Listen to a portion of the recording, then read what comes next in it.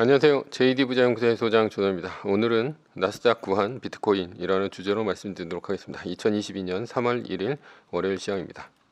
후원은 유튜브 멤버십으로 부탁드립니다. 야수의 심장 투자법 종목과 최근 JD 부자연구소 투자 현황을 알 수 있습니다. 관심 있으신 분들은 동영상 아래 댓글 링크를 참조해 주시기 바랍니다. 부의 체인저 1,2권이 절찬리에 판매 중에 있습니다. 2022년 3월 JD 부자연구소 14기 모집을 합니다. 부동산 강의와 주식 강의는 3월 7일 다음 주 월요일이죠. 월요일서부터 일주일간 모집을 하니 관심 있으신 분들은 동영상 밑에 댓글 링크를 참조해 주시기 바랍니다. 뉴욕 마켓워치 러시아 우크라이나 전시 상황 채권 올라가고 주가 달러 혼조다라는 이제 기사가 있는데요. 어제는 나스닥이 0.41% 상승한 가운데 S&P 500은 0.24%, 다우존스 지수는 0.49% 하락했습니다. 메인 이슈입니다. 나스닥 구한 비트코인. 어제는 나스닥 선물이 장이 시작하자마자인 오전 8시 10분이죠. 8시 10분에 무려 마이너스 3% 이하로 시작을 했습니다. 나스닥 선물이 마이너스 3%로 시작하는 것은 어제가 지금까지 제가 장을 봐온 것 중엔 처음인 것 같습니다. 그리고 어제 낮 내내 마이너스 2.5% 밑으로 기어가고 있었고요. 그래서 어제는 마이너스 3%가 확실히 뜨겠구나 이런 생각을 했습니다. 어제 선물이 이렇게 하락한 이유는 EU와 미국의 러시아 스위프트 제재 때문입니다. 스위프트는 달러 결제망이라고 보시면 되는데요. 여기서 러시아를 빼버리겠다는 것입니다. 이러면 러시아의 가스 수출길이 막힐 것이고 유가 상승이 일어나 인플레이션이 더 심해지고 결국 연준은 더 강력한 금융정책을 쓸 수밖에 없습니다. 이러니 금리 상승에 취약한 나스닥 선물이 2.5% 이상 떨어지는 것은 당연합니다. 반면에 달러는 강세가 두드러지고 있습니다. 유럽의 주가는 떨어지고 안전자산인 미국의 국채로 돈이 몰리면서 미국 10년물 금리가 1.8%대까지 떨어졌습니다. 그만큼 미국 국채 수요가 늘어났다는 얘기인데요. 전쟁이 미국을 구해주고 있습니다. 연준이 테이퍼링을 하고 자산 축소까지 한다고 한 마당에 만약 미국 국채 수요가 없었다면 미국 국채 수익률은 2%를 훨씬 넘어갔을 것입니다. 그런데 전쟁이 터져주는 바람에 미국의 국채로 글로벌 자금이 몰리게 되니 연준이 자산 축소를 한다 하더라도 미국 국채 수익률이 2%를 넘어서 급하게 올라갈 일은 없을 것으로 보입니다.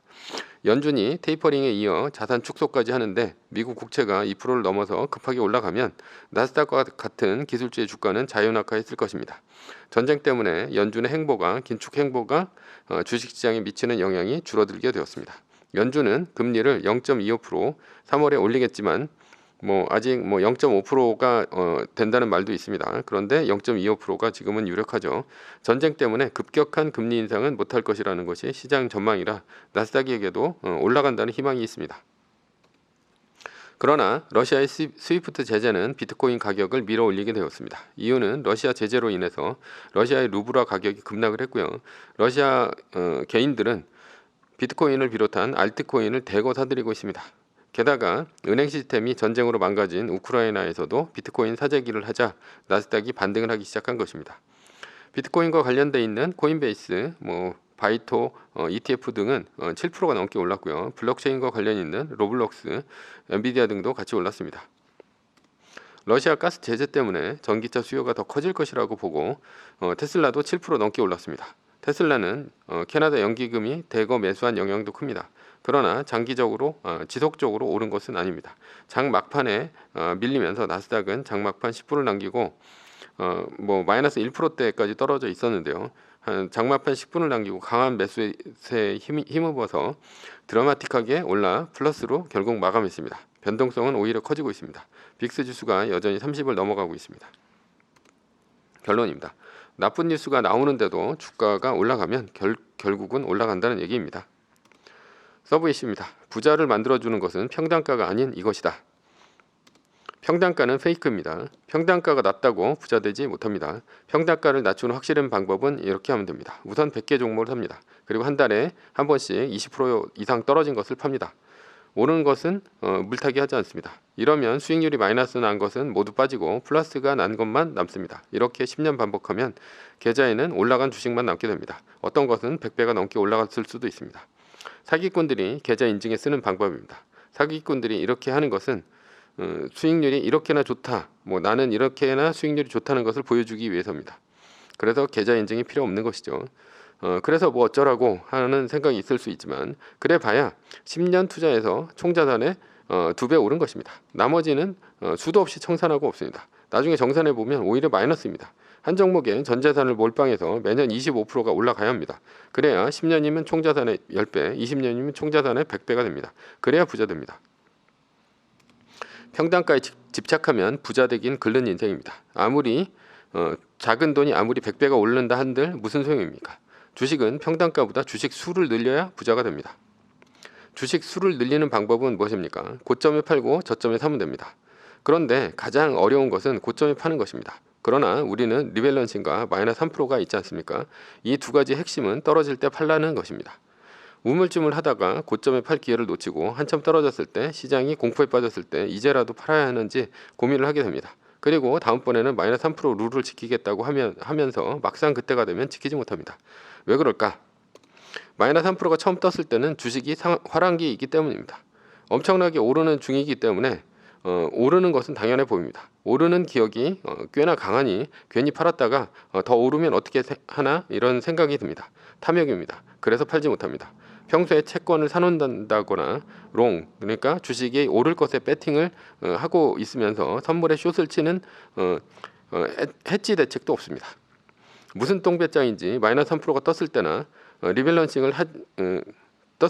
리밸런싱을 할 때나 뭐 하지 않습니다. 아무런 대책이 없는 것입니다. 그리고 결국 고점에 물리고 박앤세일 할 때 정작 현금이 없어서 주식수를 늘릴 기회를 잡지 못합니다. 공황이 왔을 때 레버리지를 썼다면 강제 청산당하고 오히려 주식수가 줄어드니 파산합니다. 정말로 주식수를 늘리는 것은 말뚝박기와 V자 반등 리밸런싱입니다. 말뚝박기란 떨어졌을 때 강제로 일정 비율 사는 것입니다. 왜 그래야만 하는가? 이때는 리밸런싱과 반대의 생각이 듭니다. 주식이 다 떨어지고 있어서 더 떨어질 것 같은 기분이 듭니다. 그래서 더 떨어질 것이라 생각하고 주식 사기를 주저합니다. 공포심입니다.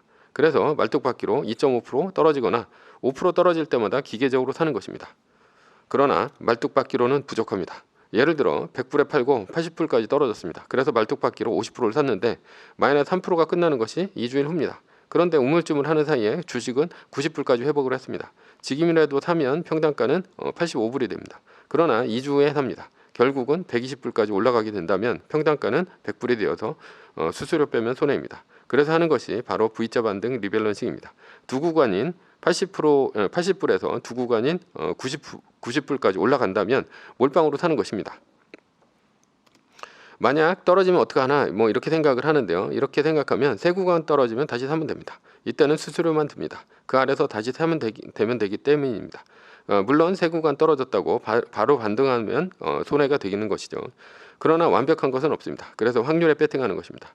4번의 경제 위기인 3번까지는 V자 반등 리밸런싱에서 수수료를 내는 일은 없었고요. 2020년 코로나 위기에 단 한 번 있었습니다. V자 반등 리밸런싱 매뉴얼을 따랐다면 24%쯤 그래도 이득이었습니다. 주식수를 늘리는 방법은 돈을 더 넣는 것 빼고는 이것뿐입니다. 마이너스 3% 떴을 때 올라갈 수 있다는 생각이 들었을 때 탐욕을 억누르고 팔아야 합니다. 그래야 기회가 옵니다. 떨어질 때 차근차근 말뚝박기를 통해 혹시 모를 V자 반등에 대비합니다. 그리고 바닥에서 두 구간 올라오는 V자 반등할 때 그동안 모아두었던 현금으로 몰빵을 칩니다. 그래야 주식수를 늘릴 수 있습니다. 그러나 이 방법은 세계 1등과 같이 앞으로 무조건 우상향할 주식에만 써야 합니다. 그렇지 않고 이렇게 투자했다가는 떨어지는 주식에 물타기를 하는 것밖에 안 됩니다. 떨어지는 주식은 10년간 내리 떨어져서 마이너스 80%가 되거나 상장 폐지될 수도 있습니다. 따라서 아무 주식에나 쓰는 방법이 아닙니다. 그러나 이런 주식도 리밸런싱 마이너스 3% 말뚝박기 V자 반등 리밸런싱을 쓰면 주식수가 확실히 늘어나긴 합니다. 탐욕과 공포를 이기기 쉽지 않습니다. 그래서 강제로 매뉴얼을 따르는 것입니다. 그래야 실전에서 인간의 탐욕과 공포라는 감정을 이길 수 있습니다. 매뉴얼은 기계적으로 하는 것입니다. 머리와 마음이 시키는 반대로 행동하는 것입니다. 그래야 주식수가 늘어나고 부자가 될 수 있습니다. 부자는 탐욕을 억누를 줄 아는 자가 절제력이 강하고 공포심을 이겨낼 줄 아는 용기 있는 자입니다. 이 어려운 것을 해내야 부자가 되기에 부자는 소수인 것입니다. 매뉴얼은 평범한 우리를 절제력과 용기 있는 자로 만들어줍니다. 결론입니다. 주식수를 늘리는 가장 확실한 방법은 매뉴얼을 따르는 방법입니다. 매뉴얼을 따르면 따라서 부자가 됩니다. 매뉴얼입니다. 세계 1등 주식은 전고점 대비 2.5% 떨어질 때마다 마이너스 10%씩 팔면서 리밸런싱을 하다가 나스닥 마이너스 3%가 뜨면 말뚝을 박습니다. 그러다 반등이 시작되면 V자 반등 리밸런싱을 하면 됩니다. 자세한 내용은 JD부자연구소 다음 카페를 참조하시거나 동영상 밑에 리밸런싱 말뚝박기 댓글 링크를 참조하시기 바랍니다. 전제는 세계 1등 주식은 우승해야 합니다. 위에 상황은 매뉴얼일 뿐입니다. 따를 사람은 따르고 참고할 사람은 참고하시면 됩니다. 주식을 사고 파는 것에 대한 모든 책임과 이득은 본인에게 있습니다. 매뉴얼을 지키려면 머리 쓰지 말고 머리를 쓰려면 매뉴얼을 지키지 맙시다. 오늘은 나스닥 구한 비트코인이라는 주제로 말씀드렸고요. 지금까지 JD부자연구소의 소장 조던이었습니다. 컨텐츠가 좋았다면 구독, 좋아요, 알림 설정 부탁드립니다. 지금까지 들어주셔서 감사합니다.